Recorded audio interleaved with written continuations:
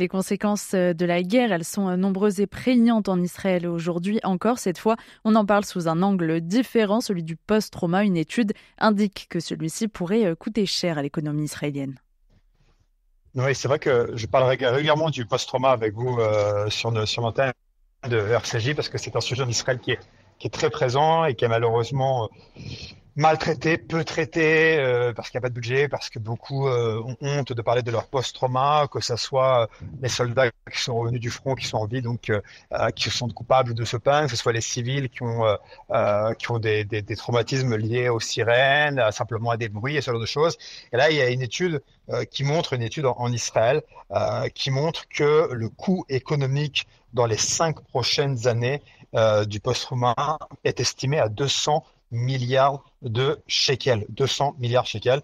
Pourquoi? Et en fait, ça vient essentiellement du coût porté à l'efficacité des employés qui souffriront de post-trauma dans les 5 prochaines années. Lorsque les symptômes vont apparaître, ils vont être moins efficaces au travail, ils vont être plus fatigués, il va y avoir une baisse de productivité, des angoisses, des jours de maladie, etc., etc.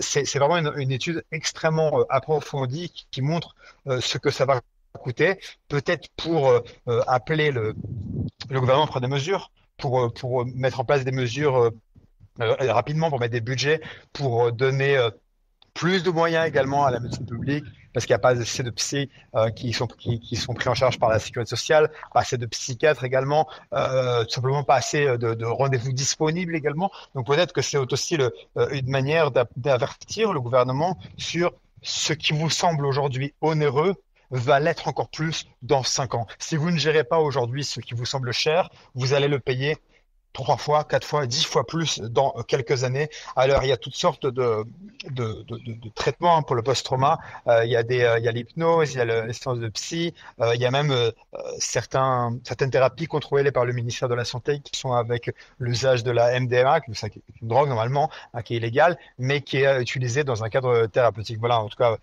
pour ces chiffres qui risquent d'être inquiétants pour l'État d'Israël, 200 milliards de shekels au cours des 5 prochaines années. Et on parle à présent high-tech avec vous, Julien. L'entreprise Orcam qui s'était faite connaître en Israël en développement des mini-caméras pour aveugles et malvoyants. Elle annonce mettre fin à ses activités et c'est une grande perte pour l'écosystème tech israélien. Oui, Orcam, c'est une entreprise israélienne qui est basée à Jérusalem.